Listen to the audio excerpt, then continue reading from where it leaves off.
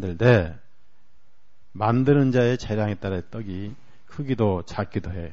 왜냐하면 일주일마다 만들어서 일주일 동안 계속 진열합니다. 매 안식일마다 만들어요. 매 안식일마다. 일주일 동안 이제 그 놓고 먹고 또 이렇게 하고 하는 거예요. 그래서 자기 양껏 먹는데 예수님은 모든 사람의 양식이 되지만은 먹는 분량이 있다는 얘기입니다. 그래서 적게 먹어도 배가 부른 사람이 있고 많이 먹어도 배가 부른 사람이 있고 로마서 14장에 가져갑니다. 그래서 어떤 사람은 성경 한 구절로도 은혜 받아 정신을 못 차리는 거예요. 어떤 사람은 1시간 반을 듣고도 뭐 들었습니까? 들은 게 아무것도 없다고. 그럴 때 설교자가 어떻게 기분이 좋아요, 나빠요? 로마서 14장. 그래서 그 빵을 12개를 놓는데 규격이 없더라. 아하, 먹는 양에 따라서 예수님을 누리는구나. 14장 1절에 3절 같이 읽습니다. 믿음이 연약한 자를 너희가 받되 그의 의심한 말을 비판하지 말라. 어떤 사람은 모든 것을 먹을 만한 믿음이 있고 연약한 자는 채소를 먹느니라.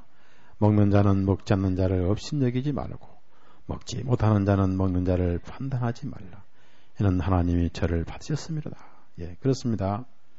그래서 여기에 뭐가 있냐면은 분량이 있다. 분량. 그래서 12장 3절 보면은 하나님께서 각 사람에게 나눠주신 믿음의 분량대로 그렇습니다.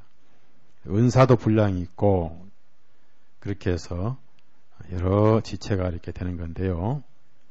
자, 다시 출애굽기 25장 이제 올라가면 이렇게 해서 아주 편한 상이 됐다는 것은 무슨 말씀이냐면은 상이 크거나 높거나 낮거나 땅바닥은 사막인데 앉을 수가 없지요. 너무 낮으면 바둑판 같으면 엎드려 먹다가 체하죠. 그렇죠? 또 너무 높아버리면 사다리가 없으니까 한 사람은 엎드려 등에 올라가서 내리고. 옛날에 우리 쌍둥이들 보면요. 어디 올라가는데 의자가 없을 때는 한 놈이 엎드리고 한 놈이 그 위에 올라가 내리더라고요. 둘이 교대를 해서. 냉장고 그 위에 냉장고 그래서 이제 아이스크림 넣으면 그거 훔쳐 먹느라고 하나는 엎드리고 하나는 그 나가서 내려 먹어요. 무슨 말씀이냐면은 잔치에 초청을 받은 사람들은 주님을 대하기가 편해야 돼요. 주님이 부담스러우면 안 돼요. 은혜는 편해야 되겠죠. 그래서 주님은 어떤 사람이든지 편하게 대해주셨어요. 내 가볍고 내 멍에는 쉽다 그랬잖아. 그러니까 주님을 대하는 데는 편했다. 어려운 분이 아니다. 복음은 쉽죠. 복음은 단순하고 그것이 상이 만들어진 것이다. 자, 그 다음에 이제 이렇게 상이 되셨으면 거기에 신성이 입혀지죠. 24절 신성이 입혀집니다. 24절 같이 읽습니다. 정금으로 싸고 주위에 금태를 두르고 그랬습니다. 금도 정금이 있는데 티가 하나 없는 정금은 하나님이신 신성을 의미합니다. 그래서 참 하나님, 참 사람. 그래서 예수님께서 인자란 말씀하셨습니다. 인자, 나는 사람의 아들이다. 그 다음에 이 정금은 하나님이신 예수님을 의미합니다. 그래서 정금으로 그것이 쌓여졌다는 것은 침례 받으실 때 하늘에서 내 사랑하는 자다라고 선언하셨죠. 그때 성령의 기름 부음이 임하신 것인데 공식 선언이죠. 그걸 기름 부음이시다. 그러니까 이렇게 기왕이 하나님이시지만은 공식으로 여러 사람이 듣는 가운데 공식으로 하늘에서 신성으로 선언하셨습니다. 그것을 공생애다 그래요. 그때가 기름 부음을 받은 때죠. 그래서 정금으로 싸고 그랬습니다. 우리는 현재 믿음으로만 정금으로 쌓임 받은 자죠. 믿음으로만. 말씀에 의해서. 그 어느 날 변화를 받으면 우리의 육신적인 조각목 같은 썩을 것은 다 부져버리고 순수한 신성으로 우리도 변화를 받는 것입니다. 자, 그 다음에 이렇게 예수님이 공생의 신성으로 선언 받으신 후에 역시 금태를 두릅니다. 이 금태는 뭘 의미합니까? 왕관을 의미한다고 그랬죠. 왕관. 참 신기하죠.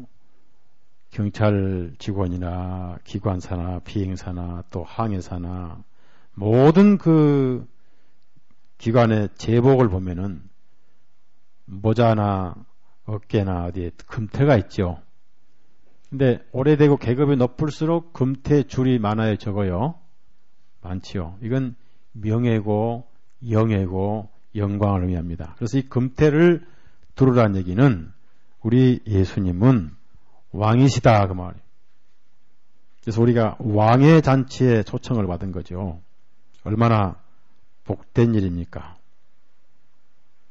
자, 그러면 예수님께서 이렇게 상이 되시고 조각목으로 인단받으셔서 드디어 상이 되시고 30세 되셔가지고 편안하신 상이 되셨다고 말이에요. 사람의 심정을 다 아시고 슬픔도 아픔도 다 하신 분이 되셨다는 얘기죠. 그렇게 해서 성령 임하실 때 금으로 쌓여지셔서 이제 드디어 예수님은 상이 되시고 그분이 왕이신데 우리를 초청을 하신 거예요. 초청하신 가장 부드러운 초청이 뭐죠? 마태복음 11장 28절이죠. 배고픈 자들아 다 와서 내게 빵을 먹으라. 얼마나 이 진리에 비하면 그런 초청이라고 말해요. 다 와서 먹으라. 너희들 배고프지 않느냐? 그런 의미의 말씀입니다. 마태복음 11장 28절에 30절까지 읽습니다. 시작. 수고하고 무거운 짐을 진 자들아 다 내게로 오라. 내가 너희를 쉬게 하리라. 나는 마음이 온유하고 겸손하니 나의 멍에를 메고 내게 배우라. 그러면 너희 마음이 쉼을 얻으리니 이는 내 멍에는 쉽고 내 짐은 가벼우니. 이때부터 이 떡상으로 초청을 하신 거예요. 오라는데 먹으면 돼요. 와서 먹으면 되는 거예요. 가져올 것도 없어. 예수님이 다 해놓으셨으니까. 근데 거기엔 한 가지 우리가 이제 나중에 떡 얘기할 때 꼭 아시하겠지만은 이 상에는 다른 건 없고 떡밖에 없더라 얘기죠. 여기에 고춧가루도 없고 여기에는 별미가 없더라. 즉 육신을 위한 양식은 없더라는 얘기죠. 참 영혼을 위한 양식뿐이다. 예수님은 육신을 위한 양식은 주지 않으신 분이라는 것이죠. 그래서 거듭난 모임에 와서는 육신이 배부를 수 있는 것은 아무것도 없다. 육신을 즐겁게 할 수 있는 건 아무것도 없다는 거예요. 영혼만 살찌게 하는 것밖에 없다. 그래서 육신을 먹이기 위해서 오신 분들은 심심하지요. 먹을 게 없으니까. 여기다가 막 세상적인 그런 일을 많이 할 수도 없고. 자, 다시 출애굽기 25장 갑시다. 그럼 금태를 두른 것은 이 금태는 떡상에도 있고 법궤도 있고요. 그 다음에 또 향단에도 있습니다.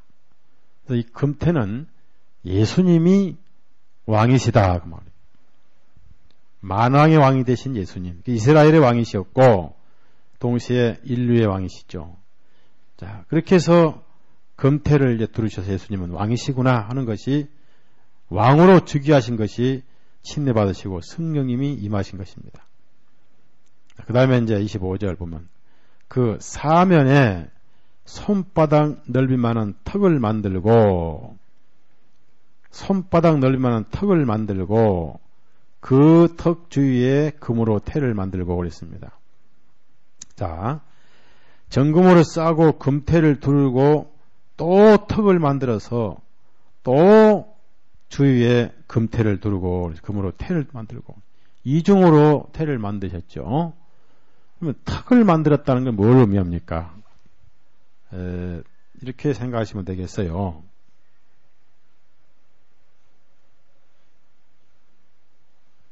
지금 밑에 이게 다리가 있는데 요 밑에는 없고 다리를 덮는 손바닥 넓이만 이렇게 턱이 이렇게 돼 있어요. 이렇게. 요건 더 넓죠? 밑에는 다리가 있다 그 말이에요. 손바닥 턱이 있고 사변이 다. 그러면 위에서 이게 볼 때 이게 금판이 금판. 금으로 쌌으니까 이 금판이죠? 네? 이렇게 금판이다 말입니다. 그럼 이제 이 어깨만 하기 때문에 이렇게 위에서 내려다보면은 턱이 이렇게 한 뼘의 턱이 이렇게 나왔으니까 밑에 다리라든지 이런 것이 턱이 밖으로 나왔기 때문에 위에 판만 보인단 말이에요. 금판만. 밑에 다리가 보이겠어요? 안 보이겠어요?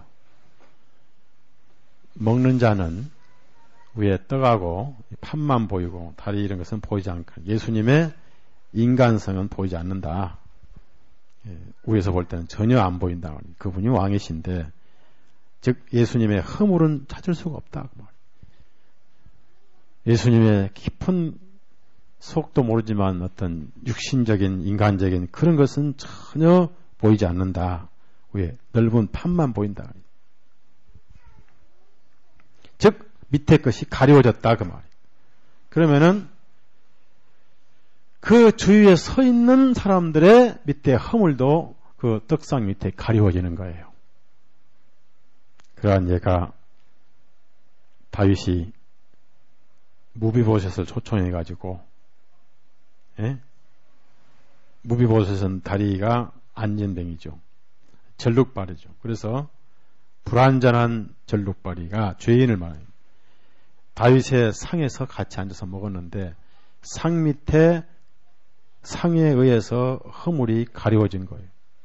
턱이 이렇게 나와 있는 것은요. 허물을 덮기 위한 거예요. 예수님의 은혜의 상에 우리가 도착하면은 그 은혜의 상에 의해서 참석자들의 모든 허물이 덮어진다. 그래서 그 상을 진설병, 빵을 항상 진설해 놓은 상인데 이 상을 은혜의 상이다. 교제의 상이다. 초청의 상이다. 참 얼마나 아름다운 상이시죠. 이렇게 해서 예수님이 이 상이 되시고 드디어 이스라엘 민족들에게 초청을 하시기 시작합니다. 그럼 이 상은 어디까지만 필요하냐면 땅에서 있을 때까지만 필요하죠. 어차피 이 상은 모형이기 때문이에요. 하늘에 있는 것들의 모형이다 그 말이에요. 그래서 역시 영구적인 상이 아니기 때문에 뭘 만들어야 돼요? 이동을 하죠. 즉 이 세상은 잠깐 거쳐가는 곳이죠. 교회도 거쳐가고 우리 인생도 거쳐가죠. 오늘날 이동을 하죠. 그래서 이동하기 위해서 뭘 만들어야 돼요?